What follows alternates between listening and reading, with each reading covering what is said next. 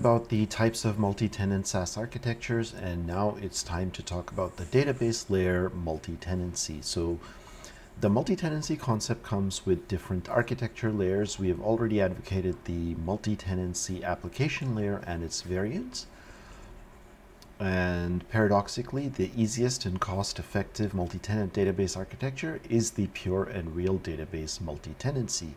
The database layer is the opposite of the previous model, the application layer. And over here, the database layer is kept in common among the tenants, and the application layer is isolated. As a next step, you need to evaluate what multi-tenant database architecture to pursue with tables, schemas, or siloed databases. So when choosing your database architecture, there are multiple criteria to assess: scalability, number of tenants, storage per tenant, workload, tenant isolation, database costs per tenant costs, development complexity, changes in schemas, queries, etc., and operational complexity, database clustering, update tenant data, database administration, and maintenance. So a single database, a table per tenant. So essentially a table per tenant looks kind of like this, where we have a table in the database for one tenant, for tenant 1, tenant 2, tenant 3. The pros are that it's easy to scale and it's great for hundreds of thousands of tenants.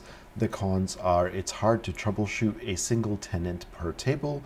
It's difficult for backups and recovery. It can be extremely difficult to control when reaching limits, and there is low tenant isolation. So that is the cons. And yeah, like by low tenant isolation, we mean things like what's being described here, like overusing compute and RAM resources. So like, let's say tenant 3 decides to do a lot of resource usage, that could squeeze tenants 1 and 2.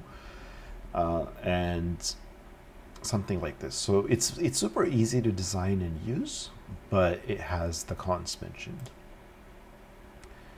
It's not a recommended model for compliance, but it's widely used because it's also very cost effective. And an alternative is to do a shared table in a single schema, in a single schema, in a single database.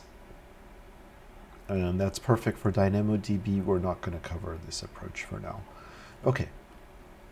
So the next idea is to do single database, where we have a schema per tenant. So something like this, where we have a tenant and he has his own schema, and then we have another tenant who also has his own schema. So there are some amounts of replication. It's not as dry, but there's more isolation, and then the first case where we just put each tenant on a table.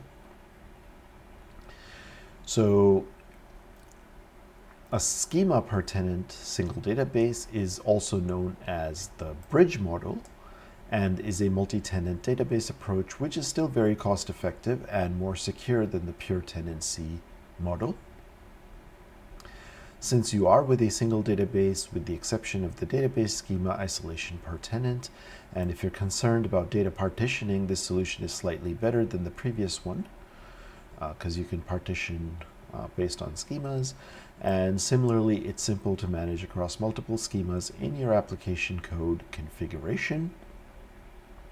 Now, an important distinction to notice is that with more than 100 schemas or tenants within a database, it can be laggy and hurt the performance of the database. And so it's recommended to split the database into replica databases. And however, the best database tool for this approach is PostgreSQL, which supports multiple schemas without too much complexity. And lastly, the strategy of a schema per tenant sharing resources, compute, and storage across all tenants. And so as a result, it provokes noisy tenants that utilize more resources than expected. So again, it has a similar drawback like the last one, where you may not be compliant with regulations of separating the different tenants enough, and yeah, abusive tenants using too many resources can hurt the other tenants. The pros, of course, again, are low development complexity, more secure versus the single tenant DB, and ability to customize schemas per tenant. Maybe, one tenant needs another table or something, then you can add it specifically to the schema of that tenant. So it's kind of in the middle. The next option we have is database server per tenant. So each tenant gets his own database server. And this model is also called the siloed model. And it's more expensive, of course, because now you are providing a database for every tenant. But of course, this is much more secure. There's no chance of each tenant abusing each other's data or hacking or using up their resources. And it also is compliant with HIPAA and PCI and all these other regulations. Best for performance, scalability, and data isolation. But can get extremely costly when you have hundreds or thousands of tenants. It's useful when the compliances are needed. So, okay, I mean, that's essentially it. And it's also very helpful when it comes to the container orchestration with Kubernetes or namespaces in ECS, because you can basically containerize and move a specific database around for the tenant across servers and so on. Okay, so that's it for databases server per tenant. It can increase complexity of managing and orchestrating things. So next, let's talk about the multi-tenant database architecture tools.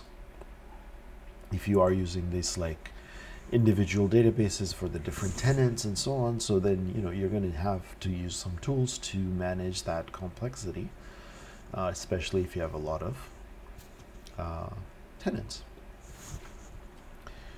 So these are some of the tools.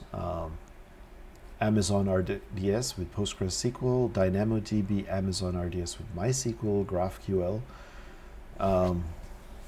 The author of this article definitely likes Amazon RDS with PostgreSQL. That's his best option. DynamoDB is a great option for single tenant database with single shared table. Amazon RDS with MySQL is my personal choice of go-to choice. And GraphQL is, as described previously, used when you're trying to maybe adopt a monolithic architecture over to this kind of thing. And it's used in front of any of these databases to increase speed on data retrieval, speed on development, and alternative to RESTful APIs, which helps to relieve requests from the backend servers to the client.